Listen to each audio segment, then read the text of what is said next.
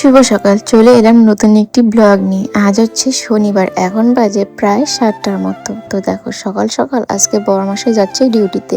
আমার ব্লগে সেভাবে তো ওকে দেখানোই হয় না, এত ব্যস্ত থাকে।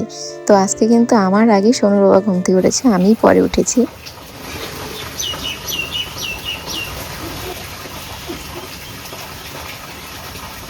আর দেখো, আজকে কিন্তু রাত থেকেই বৃষ্টি হচ্ছিল, আর এখনো দেখো বৃষ্টি হচ্ছে। আর এদিকে সমস্ত কিছু পুরো ভিজে গেছে, বারান্দার সব জিনিস। আসলে আমি দুদিন হলো দুপুরে ঘুমাতে পারছিলাম না বলে রাত্রে তাড়াতাড়ি ঘুমিয়ে পড়েছি। বৃষ্টি শুরু হয়েছে এটা বুঝেছি, কিন্তু কখন শেষ হয়েছে কিনা কিচ্ছু জানি না। তো একদম এই যে সকালবেলা উঠে দেখি যে সোনুর বাবা রেডি হয়েছে। তারপর ও তো কাজে চলে গেল, আর এদিকে আমিও কাজে লেগে পড়লাম, যেহেতু আজকে শনিবার আর সোনুর স্কুলও আজকে বন্ধ। এর জন্য সোনু ঘুমিয়ে আছে, ওকে আর ডাকাডাকি করিনি। তো এদিকে দেখো, রান্নাঘরের জানালা কিন্তু আমি কদিন আগে পরিষ্কার করেছি, আবার কেমন তেল তেলে হয়ে গেছে। তো ওটা কিছু করার নেই, ওটা ওরকমই থাকে। আমি যতই পরিষ্কার করি, একদিন কি দুদিন পরে আবার সেই নোংরাই হয়ে যায়। তো থাক, আমি আর পারছি না অত ওটা চোখে দেখে, আর আমার ভালো লাগছে না। তো যাই হোক, এখন আমি এই যে বাসি কাজগুলো করে নিচ্ছি। তো ঘরের কাজগুলো করে নেওয়ার পরে আমি একদম বাইরের কাজগুলো করব, ঘরের এই থালা বাসন ধোয়া দিয়ে ঘর মোছামুছি করব। তারপরে বারান্দায় যেগুলো বৃষ্টিতে সব ভিজে গেছে সব আর কি পরিষ্কার করতে হবে, তারপর বারান্দাটা মুছতে হবে, তারপরে বাইরেরটা ঝাড়াঝাড়ি করে স্নান। তো চলো, তোমাদের সঙ্গে আজকে আমি মনের কিছু কথা শেয়ার করি। আমি কিন্তু কখনোই আমার মনের সেরকম কোনো কথা সেভাবে শেয়ার করি না, কারণ আমি ভাবি যে মন খারাপের সময় বললাম, কিন্তু মন ভালো হয়ে গেলে তো সব ঠিকই হয়ে যাবে। এর জন্য সেটা মানুষকে জানিয়ে কি হবে। কিন্তু কিছু কিছু জিনিস যেটা আমার অনেক সময় মনে হয়, তারপরে আর যখন ঠিক হয় তখন আর সেটা ভুলে যাই। এরকম একটা মানুষ আমি, যে প্রচন্ড মন খারাপ হয়ে আছে কিছু কারণে, কিন্তু কিছুক্ষণ বা এক দুদিন পরে আবার সব ঠিকঠাক হয়ে গেলে আমি সেই জিনিসটা আবার আস্তে আস্তে ভুলে যাই। কিন্তু আসলে সেই জিনিসটা কিন্তু সারা জীবনই একটা ফাঁকা জায়গা আর কি। আমরা যারা হচ্ছে একা সংসার করি, একা বলতে শুধু আমি, সোনুর বাবা আর সোনু, আমরা তিনজনেই আমাদের সংসার, ছোট্ট একটা সংসার। তো সেখানে আমাদের কথা ছেড়ে দাও, সেখানে হচ্ছে সোনুর কিন্তু পুরোটা পৃথিবী শুধু সোনুর বাবা আর সোনুর মা আর সোনুর দিদন, দাদু আর মানি, এছাড়া তো আর সেরকম কেউ নেই। আর সোনু কিন্তু এই 5জন মানুষকে ভীষণ ভালোবাসে। ও জানে না ভালোবাসা কি জিনিস, কিন্তু ও মনে করে এই 5জন মানুষ সোনুর সবকিছু।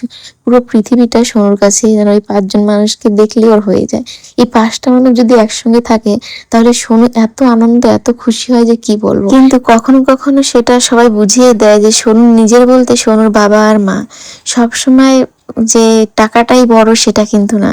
অনেক সময় টাকার থেকে অনেক বেশি কিছু মানুষের কথা, মানুষের ব্যবহার, অনেক সময় এভাবে বুঝিয়ে দেওয়া হয় যে আমরা পর, সোনু পর, কারণ না সোনুর ঠাকুরদা আর ঠাকুমা নেই।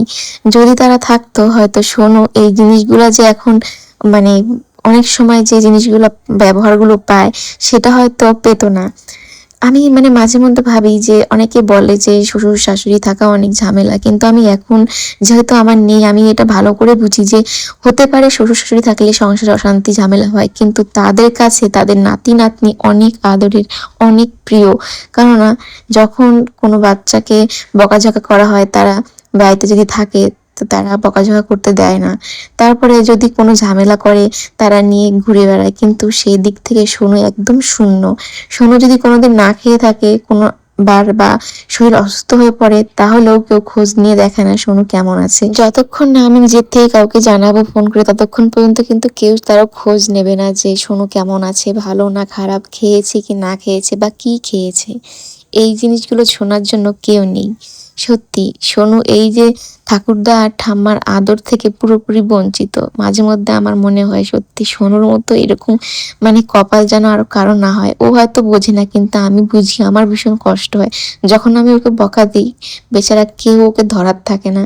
যদি আজকে বাড়িতে ও দাদু বা ঠাম্মা থাকতো, তাহলে হয়তো ওকে একটু সরিয়ে নিত, আদর করতো, কিন্তু সেখানে আমি ছাড়া আর কেউ নেই। তো এছাড়াও আর কি আরো অনেক কিছু জিনিস যেগুলো আমাকে অনেক সময় মনে করিয়ে দেয়।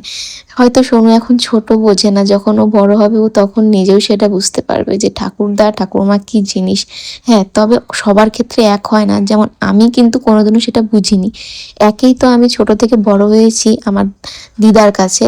তবে সেখানে আমি এত আদর যত্ন ভালোবাসা পেয়েছি মামাবাড়ি থেকে যে আমার কখনো বাবা মায়ের অভাব, ভাই বোন এগুলো কি আমি বুঝতে পারিনি। তবে যখন আমি তাদেরকে ছেড়ে এসেছি তখন আমি দিদার জন্য ভীষণ কষ্ট পেয়েছি। নিজেকে পুরো একা মনে হয়েছিল। কিন্তু সময়ের সাথে সাথে সব ঠিক হয়ে যায়। এমনকি এখনো কিন্তু আমি মাঝে মধ্যে দিদার কথা ভেবে অনেক কষ্ট পাই। তো সেগুলো হয়তো মুখ ফুটে কখনো বলা হয় না। তো সেই দিক থেকে আমি মাঝে মধ্যে দেখি যে সেই দিকে সোনু পুরোপুরি শূন্য। সোনুর কাছে শুধু সোনুর মা আর বাবা ছাড়া সবাই শুধু ক্ষণিকের জন্য থাকে। কেউ একবার খোঁজ নিয়ে দেখে না যে সোনু কেমন আছে।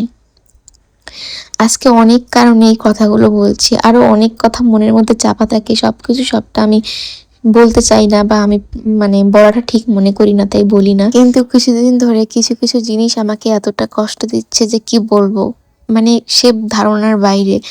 আজ হচ্ছে শনিবার, 16ই মে, আর কাল 17ই মে রবিবার। তো সোনুর হচ্ছে জন্মদিন। ভেবেছিলাম এবারের জন্মদিনটা একটু ভালো মতো করবো, কিন্তু কিছু সমস্যার কারণে সেটা হয়ে উঠছে না। তাই ভেবেছি যে ঠিক আছে, ছোট করেই করে এবার রাখবো।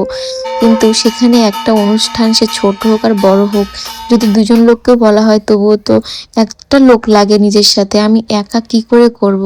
তাই আমি বলেছিলাম আমার নিজের লোকদের, কিন্তু তারা আমাকে মুখের উপর না করে দিয়েছে। আমি তাই ভাবি যে আমি যখন বললাম যে সমস্ত জিনিস আমি কিনে এনে দেবো, শুধু তাদেরকে একটু দরকার সেখানে করার জন্য, কিন্তু সেখানটায় আমাকে এমন এমন কিছু শুনতে হয়। তখন মনে হয় কি যে বড়লোক বলে দুনিয়াতে কিছু দরকার নেই, শুধু মানুষের মনটা আগে দরকার। কেননা মাঝে মধ্যে তারা টাকার অহংকারে এমন এমন কিছু কথা বলে, হয়তো দুবার ভাবে না যে সেই কথাটা শুনে অন্য কারো কতটা কষ্ট হয়। তো যাই হোক, আমি বুঝে গেছি যে সোনুর কাছে সোনুর শুধু বাবা আর মা, তাছাড়া আর কেউই না। তারা শুধু ওই সামনাসামনি একটু দেখাবে, ব্যাস এইটুকুনি।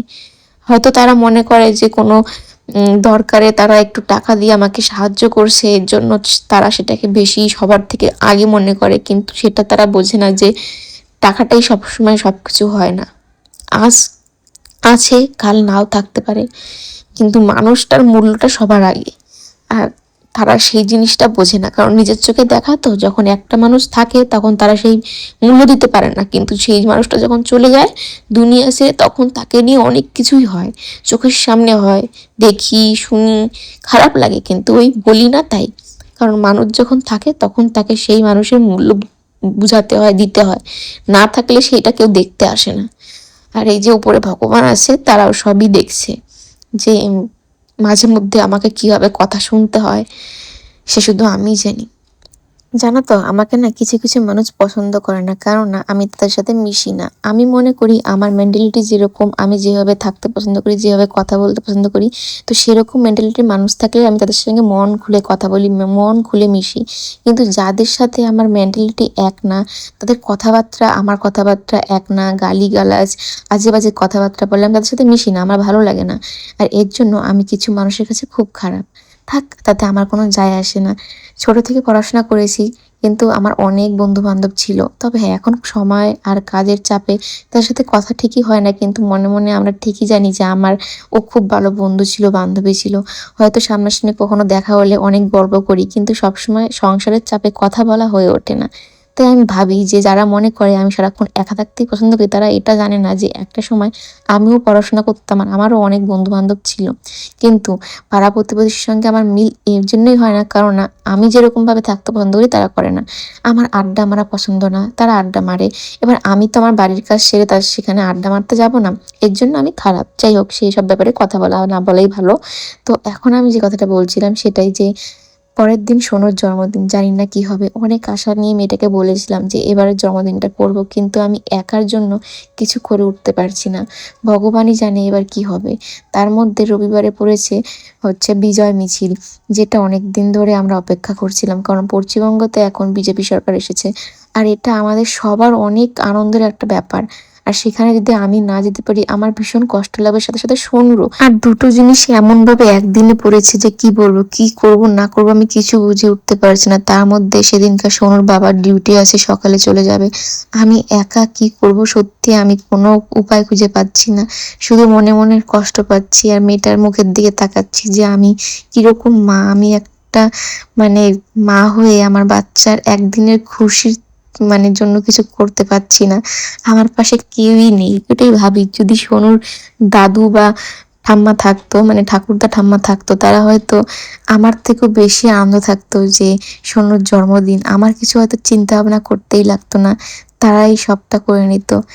এরকমটাই হয়, আমি মাঝে মধ্যে দেখি আশেপাশে যদি দাদু ঠাকুরদা ঠাম্মা থাকে তারা কতটা আনন্দ সহকারে নাতি নাতনি জন্মদিন পালন করে, সে ছোট হোক বড় হোক, কিন্তু মনের একটা আনন্দ। আর আমি এতটাই একা যে আমি কি করব না করব আমি কিছুই বুঝে উঠতে পারছি না, জানি না কাল কি হবে।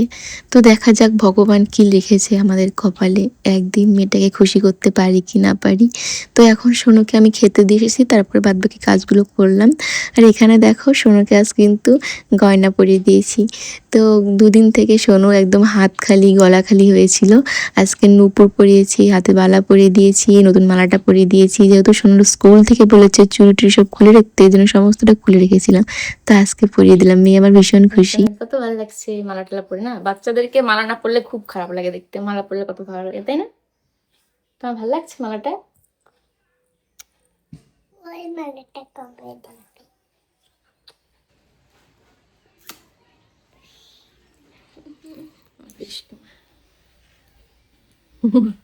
এখন ঘুমাবে না শোনো, এখন ঘুমাবে, বিকালে আবার পড়া আছে শোনো।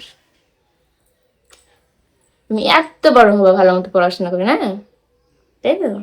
চলো এখন ঘুমাবো। হ্যাঁ, তো দেখো এখন বাজে হচ্ছে প্রায় 5টা বাজতে চলছে। আর আমি আর সোনু ঘুমিয়েছিলাম, সোনু আর আমি দুদিনে ঘুমতে পেরেছি। সোনুর কাল দেখো, সোনু লুকিয়ে আছে, কারণ সোনুর বাবা এই মাত্র এলো। আর সোনু সকাল থেকে ওর বাবাকে দেখেনি, সকাল বললেও ভুল, কালকে সেই দুপুরে দেখেছিল, রাতে যখন ঘুমিয়েছিল তখন এসেছিল, আর সকালে ঘুম থেকে দেখে ওর বাবা নেই। সোনু এখানে চুপচাপ লুকিয়ে। তো দেখো এদিকে সোনুর বাবা এই মাত্র আমাকে এই বাজার কটা এনে দিল। তো কালকে কখন কি করব আমি জানি না, তবু এনে রাখা হলো, যদি একটু ছোট্ট করে আয়োজন করতে পারি সোনুর জন্মদিনটা, সোনুকে খুশি করার জন্য। তো সেরকম কাউকে বলা হবে না, শুধু সোনুর টিউশনিতে যারা পড়ে তাদেরকে নিয়ে ছোট্ট করে শুধু কেকটা কেটে রাখবো।